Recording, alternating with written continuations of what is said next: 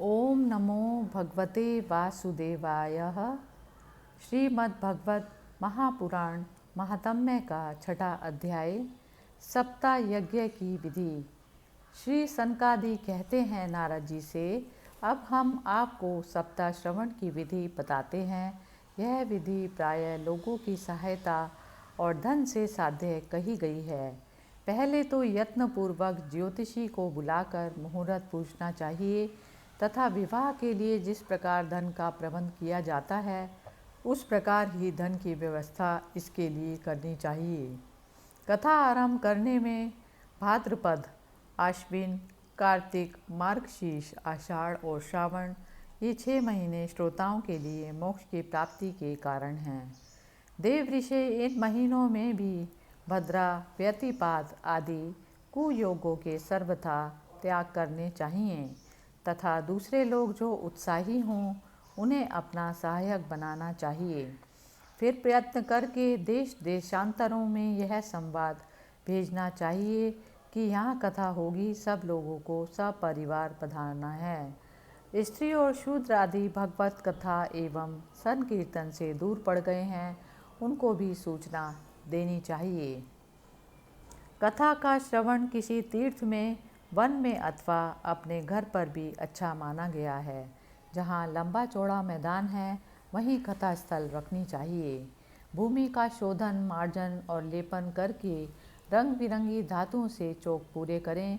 घर की सारी सामग्री उठाकर एक कोने में रख दें। 5 दिन पहले से ही यत्नपूर्वक बहुत से बिछाने के वस्त्र एकत्र करें। केले के खंभों से सुशोभित एक ऊंचा मंडप तैयार करें। उसे और सब ओर से फल, पुष्प, चंदन और से अलंकृत करें और चारों ओर झंडियाँ लगाकर तरह तरह के सामानों से सजा दें। उस मंडप में कुछ ऊंचाई पर 7 विशाल लोकों की कल्पना करें और उसमें विरक्त ब्राह्मणों को बुला बुलाकर बैठाएं। आगे की ओर उनके लिए वहाँ यथोचित आसन तैयार करें। इनके पीछे वक्ता के लिए भी एक दिव्य सिंहासन का प्रबंध करें। यदि वक्ता का मुख उत्तर की ओर रहे तो श्रोता पूर्व अभिमुख होकर बैठें और यदि वक्ता पूर्व अभिमुख होकर रहे तो श्रोता को उत्तर की ओर मुख करना चाहिए अथवा वक्ता और श्रोता को पूर्व मुख करके बैठना चाहिए। देश, काल आदि को जानने वाले महानुभावों ने श्रोता के लिए ऐसा नियम बताया है। जो वेद शास्त्र की स्पष्ट व्याख्या करने में समर्थ हो, तरह तरह के दृष्टांत दे सकता हो तथा विवेकी और अत्यंत निष्प्रिय हो, ऐसे विरक्त और विष्णु भक्त ब्राह्मण को वक्ता बनाना चाहिए। श्रीमद् भागवत के प्रवचन में ऐसे लोगों को नियुक्त नहीं करना चाहिए जो पंडित होने पर भी उनमें अनेक धर्मों के चक्कर में पड़े हुए स्त्री लंपट एवं पाखंड के प्रचारक हों। वक्ता के पास ही उसकी सहायता के लिए एक वैसा ही विद्वान और स्थापित करना चाहिए, वह भी सब प्रकार के संशयों की निवृत्ति करने में समर्थ और लोगों को समझाने में कुशल हो। कथा प्रारंभ के दिन से एक दिन पूर्व व्रत ग्रहण करने के लिए वक्ता को शौर करा लेना चाहिए तथा अरुणोदय के समय शोच से निवृत्त होकर अच्छी तरह स्नान करे और संध्या आदि अपने नित्य कर्मों को संक्षेप में समाप्त करके कथा के विघ्नों की निवृत्ति के लिए गणेश जी का पूजन करे। इसके बाद पितृगण का तर्पण कर पूर्व पापों की शुद्धि के लिए प्रायश्चित करे और एक मंडल बनाकर उसमें श्री हरि को स्थापित करे। फिर भगवान श्री कृष्ण को लक्ष्य करके मंत्र उच्चारण पूर्वक क्रमशः षोडश उपचार विधि से पूजन करे और उसके पश्चात प्रदक्षिणा तथा नमस्कार आदि कर इस प्रकार स्तुति करे। करुणा निधान, मैं संसार सागर में डूबा हुआ और बड़ा दीन हूँ। कर्मों के मोह रूपी ग्रह ने मुझे पकड़ लिया है। आप इस संसार सागर से मेरा उद्धार कीजिए। इसके पश्चात धूप, दीप आदि सामग्रियों से श्रीमद् भागवत की भी बड़े उत्साह और प्रीतिपूर्वक विधि विधान से पूजा करे। फिर पुस्तक के आगे नारियल रखकर नमस्कार करे। प्रसन्नचित्त से इस प्रकार स्तुति करे, श्रीमद् भागवत के रूप में आप साक्षात श्री कृष्णचंद्र ही विराजमान हैं। नाथ, मैंने भवसागर से छुटकारा पाने के लिए आपकी शरण ली है।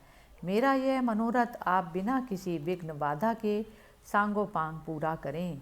केशव, मैं आपका दास हूँ। इस प्रकार दीन वचन कहकर फिर वक्ता का पूजन करें, उसे सुंदर वस्त्र आभूषण से विभूषित करें और फिर पूजा के पश्चात उसकी इस प्रकार स्तुति करें। सुख स्वरूप भगवान, आप समझाने की कला में कुशल और सब शास्त्रों में पारंगत हैं। कृपया इस कथा को प्रकाशित करके मेरा अज्ञान दूर करें। फिर अपने कल्याण के लिए प्रसन्नतापूर्वक उसके सामने नियम ग्रहण करें तथा 7 दिनों तक यथाशक्ति उसका पालन करें। कथा में विघ्न ना हो इसके लिए 5 ब्राह्मणों को और वरण करें। वे 12 अक्षर मंत्र द्वारा भगवान के नामों का जप करें। फिर ब्राह्मण अन्य विष्णु भक्त एवं कीर्तन करने वालों को नमस्कार करके उनकी पूजा करें और उनकी आज्ञा पाकर स्वयं भी आसन पर बैठ जाएं। जो पुरुष लोक संपत्ति, धन, घर और पुत्र आदि की चिंता छोड़कर शुद्ध चित्त से केवल कथा का ही ध्यान रखता है, उसे इसके श्रवण का उत्तम फल मिलता है। बुद्धिमान वक्ता को चाहिए कि सूर्योदय से कथा आरंभ करके 3:30 पहर तक मध्यम स्वर से अच्छी तरह कथा सुनाए। दोपहर के समय 2 घड़ी तक कथा बंद करे। इस समय कथा के प्रसंग के अनुसार वैष्णवों को भगवान के गुणों का कीर्तन करना चाहिए। व्यर्थ बातें नहीं करनी चाहिए। कथा के समय मलमूत्र के वेग को काबू में रखने के लिए अल्पाहार का सुखकारी होता है, इसीलिए श्रोता केवल एक ही समय भोजन करे। यदि शक्ति हो तो 7 दिन निराहार रहकर कथा सुने अथवा केवल घी या दूध पीकर सुखपूर्वक श्रवण करे। फलाहार एक समय ही भोजन करे, जिससे जैसा नियम बने वैसा करे। नारद जी, नियम से सप्ताह सुनने वाले पुरुषों के नियम सुनिए। विष्णु भक्त की दीक्षा से रहित पुरुष कथा श्रवण का अधिकारी नहीं है। जो पुरुष नियम से कथा सुने उसे ब्रह्मचर्य से रहना, भूमि पर सोना और नित्य प्रति कथा समाप्त होने पर पत्तल में भोजन करना चाहिए। दाल, मधु, तेल, गरिष्ठ अन्न, भाव दूषित पदार्थ और बासी अन्न, इनका सर्वथा त्याग करना चाहिए। काम, क्रोध, मद, मान, मत्सर, लोभ, दंभ, मोह और द्वेष को तो अपने पास फटकने भी नहीं देना है। वह वेद, वैष्णव, ब्राह्मण, गुरु, गोसेवक तथा स्त्री, राजा और महापुरुषों की निंदा से भी बचे। नियम से कथा सुनने वाले पुरुष को रजस्वला स्त्री, अनयतज, मलेच्छ पति, पतित, गायत्रीहीन, द्विज, ब्राह्मणों से द्वेष करने वाले तथा वेद को ना मानने वाले पुरुषों से तो बात भी नहीं करनी चाहिए। सर्वदा सत्य, शौच, दया, मौन, सरलता, विनय और उदारता का बर्ताव करना चाहिए। धनहीन, क्षयरोगी, किसी अन्य रोग से पीड़ित, भाग्यहीन, पापी, पुत्रहीन और मुमुक्षु से भी यह कथा श्रवण करे। जिस स्त्री का रजोदर्शन रुक गया है, जिसका एक ही संतान होकर रह गई, जो बांझ हो, जिसकी संतान होकर मर जाती हो अथवा जिसका गर्भ गिर जाता है, वह यत्नपूर्वक इस कथा को सुने। ये सब यदि विधिवत कथा सुने तो इन्हें अक्षय फल की प्राप्ति हो सकती है। यह अति उत्तम दिव्य कथा करोड़ों यज्ञों का फल देने वाली है। इस प्रकार इस व्रत की विधियों का पालन करके फिर उद्यापन करे। जिन्हें इसके विशेष फल की इच्छा है, वह जन्माष्टमी व्रत के समान ही इस कथा व्रत का उद्यापन करे। किंतु जो भगवान के अकिंचन भक्त हैं, उनके लिए उद्यापन का कोई आग्रह नहीं है। वे श्रवण से ही पवित्र हैं, क्योंकि वे तो निष्काम भगवत भक्त हैं। इस प्रकार जब सप्ताह यज्ञ समाप्त हो जाए, तब श्रोताओं को अत्यंत भक्तिपूर्वक पुस्तक और वक्ता की पूजा करनी चाहिए। फिर वक्ता श्रोताओं को प्रसाद, तुलसी और प्रसादी मालाएं दे और सब लोग मृदंग और झांझ की मनोहर ध्वनि से सुंदर कीर्तन करें। जय जयकार, नमस्कार और शंख ध्वनि से का घोष सुनाएं। सनकादि कहते हैं, नारद जी, इस प्रकार तुम्हें यह सप्ताह श्रवण की विधि हमने तुम्हें पूरी बता दी, और अब तुम क्या सुनना चाहते हो। इस श्रीमद् भागवत से भोग और मोक्ष दोनों ही हाथ लग जाते हैं। सूत जी कहते हैं, शौनक जी, यूँ कहकर महामुनि सनकादि ने 1 सप्ताह तक विधि पूर्वक इस सर्व पापनाशिनी, परम पवित्र और भोग और मोक्ष प्रदान करने वाली भगवत कथा का प्रवचन किया। सब प्राणियों ने नियम पूर्वक इसे श्रवण किया। इसके पश्चात उन्होंने विधि पूर्वक भगवान पुरुषोत्तम की यह स्तुति की। कथा के अंत में ज्ञान, वैराग्य और भक्ति को बड़ी पुष्टि मिली और वे तीनों एकदम तरुण होकर सब जीवों का चित्त अपनी ओर आकर्षित करने लगे। अपना मनोरथ पूरा होने पर नारद जी को भी बड़ी प्रसन्नता हुई। उनके सारे शरीर में रोमांच हो आया और वे परमानंद से पूर्ण हो गए। इस प्रकार कथा श्रवण कर भगवान के प्यारे नारद जी हाथ जोड़कर प्रेम गदगद वाणी से सनकादि से कहने लगे। नारद जी ने कहा, मैं धन्य हूँ, आप लोगों ने करुणा करके मुझे बड़ा ही अनुग्रहित किया है। आज मुझे सर्व पापहारी भगवान श्री हरि की ही प्राप्ति हो गई। तपोधनों में श्रीमद् भागवत श्रवण को ही सब धर्मों से श्रेष्ठ मानता हूँ, क्योंकि इसके श्रवण से वैकुंठ श्री कृष्ण की प्राप्ति होती है। सूत जी कहते हैं, शौनक जी वैष्णव श्रेष्ठ नारद जी यूँ ही कह रहे थे कि वहाँ घूमते घूमते योगेश्वर सुखदेव जी आ गए। कथा समाप्त होते ही व्यास नंदन श्री सुखदेव जी वहाँ पधारे। 16 वर्ष की आयु आत्मलाभ से पूर्ण ज्ञान रूपी महासागर का संवर्धन करने के लिए चंद्रमा के समान वे प्रेम से धीरे धीरे श्रीमद्भागवत का पाठ कर रहे थे। परम तेजस्वी श्री सुखदेव जी को देखकर सारे सदासद झटपट खड़े हो गए और उन्हें एक ऊंचे आसन पर बैठाया। फिर देव ऋषि नारद जी ने उनका प्रेम पूर्वक पूजन किया। उन्होंने सुखपूर्वक बैठकर कहा, आप लोग मेरी निर्मल वाणी सुनिए। श्री सुखदेव जी बोले, रसिक एवं भावुक जन, यह श्रीमद्भागवत वेद रूप कल्प वृक्ष का परिपक्व फल है। श्री सुखदेव जी रूप शुक के मुख का संयोग होने से अमृत रस से परिपूर्ण है। यह रस ही रस है, इसमें न छिलका है न गुठली है। यह इसी लोक में सुलभ है। जब तक शरीर में चेतना रहे तब तक आप लोग बार बार इसका पान करें। महामुनि व्यासदेव जी ने श्रीमद्भागवत महापुराण की रचना की। इसमें निष्कपट निष्काम परम धर्म का निरूपण है। इसमें शुद्ध अंतःकरण सत्पुरुषों के जानने योग्य कल्याणकारी वास्तविक वस्तु का वर्णन है, जिससे तीनों तापों की शांति होती है। इसका आश्रय लेने पर दूसरे शास्त्र अथवा साधन की आवश्यकता नहीं रहती। जब कभी पुण्य आत्मा पुरुष इसके श्रवण की इच्छा करते हैं, तभी ईश्वर अविलंब उनके हृदय में अवरुद्ध हो जाता है। यह भागवत पुराणों का तिलक और वैष्णवों का धन है।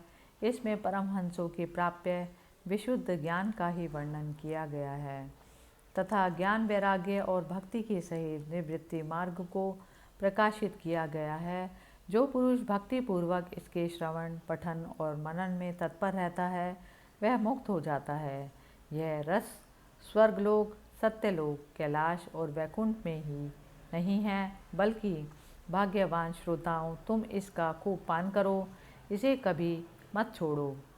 सूत जी कहते हैं, श्री सुखदेव जी इस प्रकार कह ही रहे थे कि उस सभा में बीचों बीच प्रहलाद, बलि, उद्धव और अर्जुन आदि पार्षदों के सहित साक्षात श्री हरि प्रकट हो गए। तब देव ऋषि नारद ने भगवान और उनके भक्तों की यथोचित पूजा की। भगवान को प्रसन्न देखकर देव ऋषि ने उन्हें एक विशाल सिंहासन पर बैठा दिया और सब लोग उनके सामने संकीर्तन करने लगे। उस कीर्तन को देखने के लिए श्री पार्वती जी के सहित महादेव जी और ब्रह्मा जी भी आए। कीर्तन आरंभ हुआ। प्रहलाद जी की तो चंचल गति होने के कारण करताल बजाने लगे। उद्धव जी ने झांझे उठा ली। देव ऋषि नारद वीणा की ध्वनि करने लगे। गान विद्या में कुशल होने के कारण अर्जुन राग अलापने लगे। इंद्र ने मृदंग बजाना शुरू कर दिया। सनकादि बीचों बीच जय घोष करने लगे और इन सब के आगे सुखदेव जी तरह तरह की सरस अंगभंगी करके भाव बताने लगे। इन सब के बीच में परम तेजस्वी भक्ति, ज्ञान और वैराग्य नटों के समान नाचने लगे। ऐसा अलौकिक कीर्तन देखकर भगवान प्रसन्न हो गए और इस प्रकार कहने लगे, मैं तुम्हारी इस कथा और कीर्तन से बहुत प्रसन्न हूँ। तुम्हारे भक्ति भाव ने इस समय मुझे अपने वश में कर लिया है, अतः तुम लोग मुझसे वर मांगो। भगवान के वचन सुनकर सब लोग बड़े प्रसन्न हुए और प्रेम आर्द्र चित्त से भगवान से कहने लगे, भगवान हमारी तो यही अभिलाषा है कि भविष्य में भी जहाँ कहीं सप्ताह कथा हो वहाँ आप इन पार्षदों के सहित अवश्य पधारें, हमारा यह मनोरथ पूर्ण कर दीजिए। भगवान तथास्तु कहकर अंतर्ध्यान हो गए। इसके पश्चात नारद जी ने भगवान तथा उनके पार्षदों के चरणों को लक्ष्य करके प्रणाम किया और फिर सुखदेव जी आदि तपस्वियों को भी नमस्कार किया। कथा अमृत का पान करने से सब लोगों को बड़ा ही आनंद हुआ, उनका सारा मोह नष्ट हो गया। फिर ये सब लोग अपने अपने स्थानों को चले गए। उस समय सुखदेव जी ने भक्ति को उसके पुत्रों सहित अपने शास्त्र में स्थापित कर दिया। इसी से भागवत का सेवन करने से श्री हरि वैष्णवों के हृदय में आ विराजते हैं। जो लोग दरिद्रता के दुख ज्वर की ज्वाला से दग्ध हो रहे हैं, जिन्हें माया पिशाची ने रौंद डाला है, तथा जो संसार समुद्र में डूब रहे हैं, उनका कल्याण करने के लिए श्रीमद् भागवत सिंहनाद कर रहा है। शौनक जी ने पूछा, सूत जी, सुखदेव जी ने राजा परीक्षित को, गोकर्ण ने धुंधकारी को और सनकादि ने नारद जी को किस किस प्रकार किस किस समय यह ग्रंथ सुनाया, मेरा यह संशय दूर कीजिए। सूत जी ने कहा, भगवान श्री कृष्ण के स्वधाम गमन के बाद कलयुग के 30 वर्ष से कुछ अधिक बीत जाने पर भाद्रपद मास की शुक्ला नवमी को सुखदेव जी ने कथा आरंभ की थी। राजा परीक्षित की कथा सुनने के बाद कलयुग के 200 वर्ष बीत जाने पर आषाढ़ मास की शुक्ला नवमी को गोकर्ण जी ने यह कथा सुनाई थी। इसके पीछे कलयुग के 30 वर्ष और निकल जाने पर कार्तिक शुक्ला नवमी से सनकादि ने कथा आरंभ की।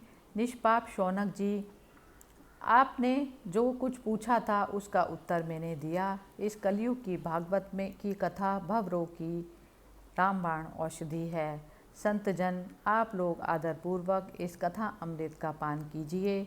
यह श्री कृष्ण को अत्यंत प्रिय, संपूर्ण पापों को नाश करने वाली है, मुक्ति का एकमात्र कारण और भक्ति को बढ़ाने वाला है। लोक में अन्य कल्याणकारी साधनों का विचार करने और तीर्थों का सेवन करने से क्या होगा। अपने दूध को हाथ में पाश में लिए देखकर यमराज उसके कान में कहते हैं, देखो जो भगवान की कथा वार्ता में मत हो रहे हैं उनसे दूर रहना। मैं औरों को ही दंड देने की शक्ति रखता हूँ, वैष्णवों को नहीं। इस असार संसार में विषय रूप विष की आसक्ति के कारण व्याकुल बुद्धि वाले पुरुषों अपने कल्याण के उद्देश्य से आधे क्षण के लिए भी यदि इस शुक कथा रूप अनुपम सुधा का पान करो, निंदित कथाओं से युक्त कुपथ में व्यर्थ ही क्यों भटक रहे हो। इस कथा के कान में प्रवेश करते ही मुक्ति हो जाती है। इस बात के साक्षी राजा परीक्षित हैं।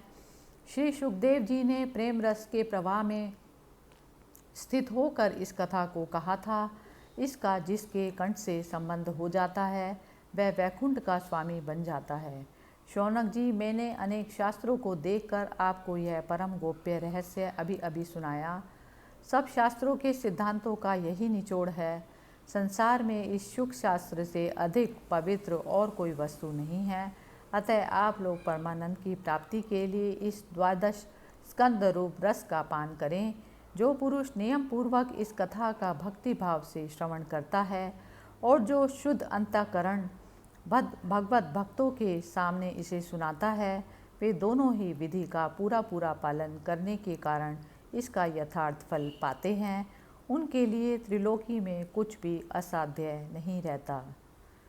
इति श्रीमद् भागवत महात्म्य समाप्त। हरि ओम तत्सत।